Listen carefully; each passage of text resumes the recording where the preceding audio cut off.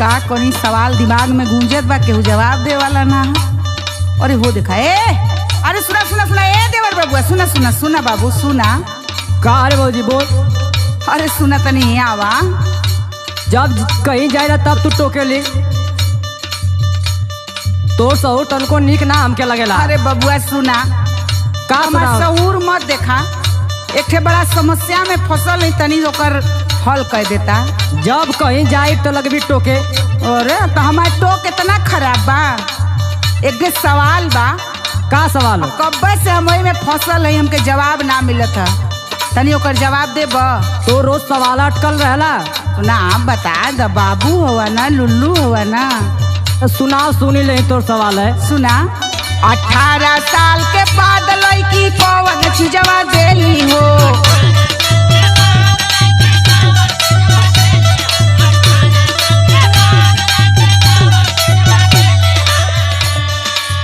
समझत हुआ ना हमार बात? हाँ सुना थी तू हमके फसावत ही समझा थी। ना ना ना बबुआ, फसावत ना है। सुना सुनाओ। 18 साल के बाद लड़की कौन चीजवा देली हो? ई है बतावा देवरू हमारो पहेली हो।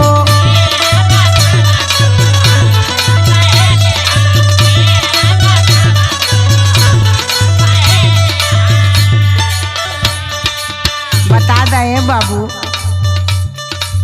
यह तोर सवाल है, तुके यह ना पता है? ना हो पता रहत, पढ़ल लिखल ना नहीं, गवार नहीं। जब पढ़े के रहा तो उखी रही घूमत रहली। देखा हम सबसे बताइबा।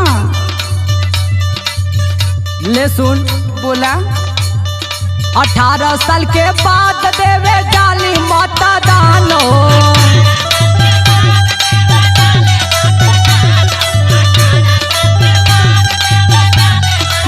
तरीकी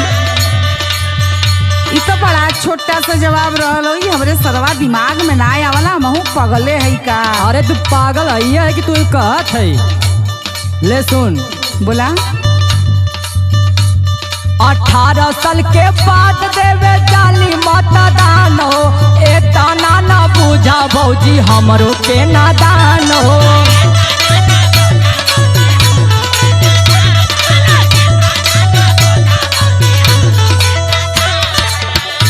देवर बबुआ।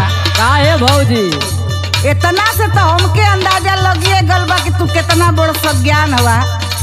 अभी एगो सवाल ऐसा पूछत है ना कि तोहार माथा चक्कर देवे लगे। फिर फसैली हमके। सुना बा गलवा तो तनी से हमार ख्याल करा।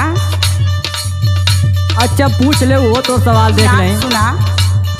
सदिया के बाद में हरी कौन चीजवा चाटे हो?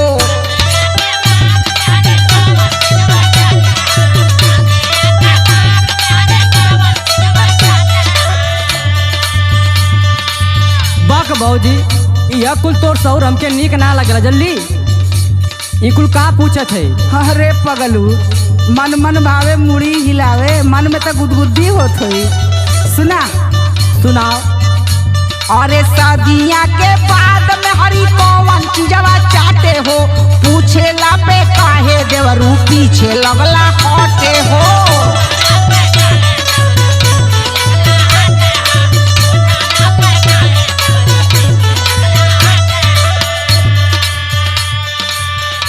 ले जब पूछता है तब बतावत है। जानकारी रखले हुआ, लेकिन खाली हमके उल्लू बनावत हुआ ना। अब का करी, जितना जब पूछा थी तो बतावत ही। बतावत। ले सुन। बोला।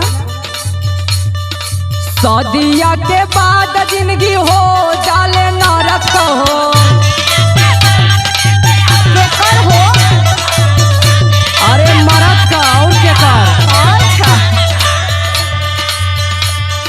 सदिया के बाद जिंदगी हो जाले नरक हो।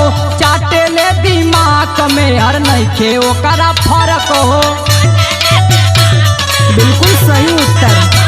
इतना अनाड़ी समझे थी भौजी। आपको 420 पॉइंट दिया जाता है।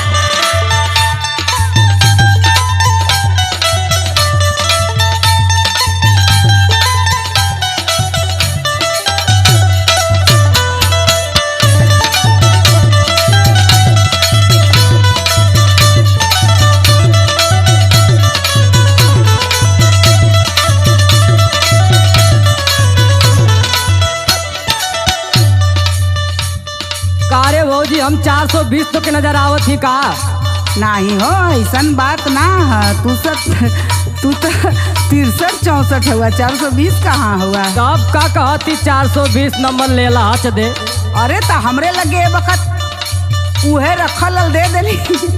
सुना सुनाओ सुनाओ। सवाल औरी एगो औरी। तू एगो कल शाम कह देवी। सुना सुना सुना, जल्दी जल्दी पूछत हई। सुना सुनाओ। लड़की के कौन अंग होखेला पवित्र? ई तो जानते हो बा। अरे कुल जाना थी, पूछ ले आज, तू कुल पूछ ले। लड़की के कौन अंग होखेला पवित्र? जल्दी बतावा देवरू, देखी तोर चरित्र।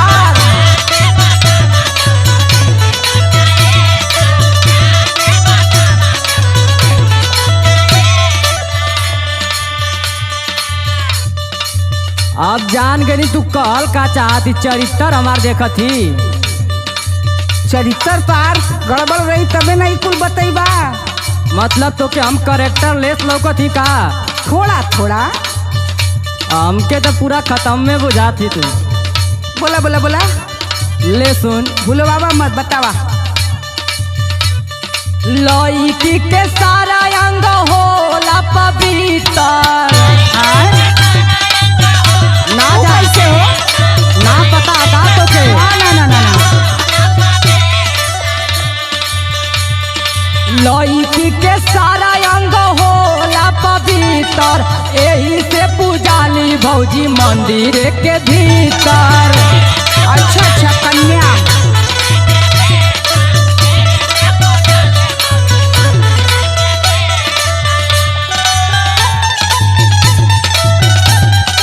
बारे देवर बबुआ, माने के पड़ी। मान जो भौजी मान जो, कौन देवा से तोर पाला पड़ल है।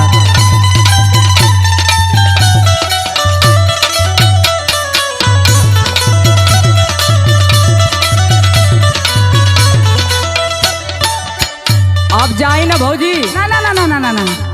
अब का रे? एगो एगो हुई है, बहुत खतरनाक सवाल है। ओकर जवाब न सुभाष के लगे बा, न राम जतन भैया के लगे बा, न तो राज के लगे बा। तब तुम्हें कैसी पता कि हमरे लगे बा? सुना, हम जाना भाई ना तोरे सहू के बारे में बड़ी चर्चा है। सुना। सुनाओ सुनाओ। पूछी ना। हाँ पूछ पूछ। अनिल भैया जो हो तुम बजरिया में हमके जाए दा, उनके जो है दा, वो सीधा साधा हुआ, उनके कुछ चक्कर में मत फंसावा। सुना। सुनाओ सुनाओ। लड़किन के गोल गोल लड़का ना के लम्बा हो। का तो तनी दिमाग पे जोर डाला।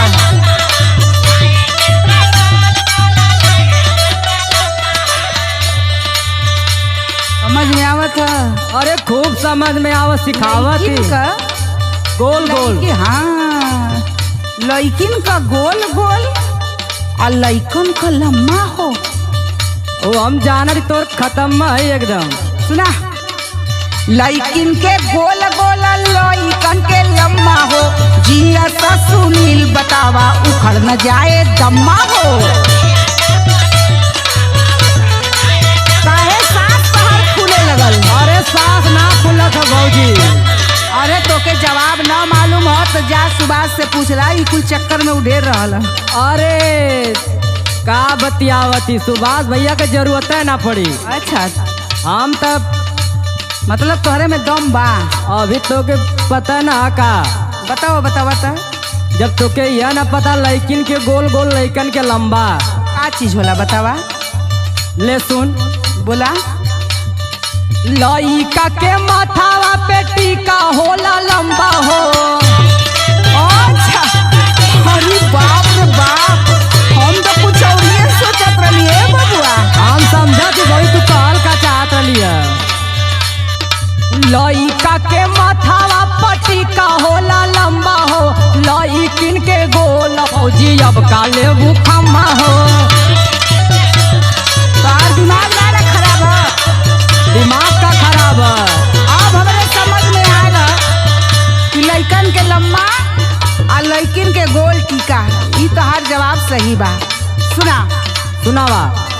इहे बतावा देवरू हमारो पहेली हो। एतना ना बुझा भौजी हमरो के नादान हो। चिल्ला पे काहे देवरू पीछे लगला हटे हो।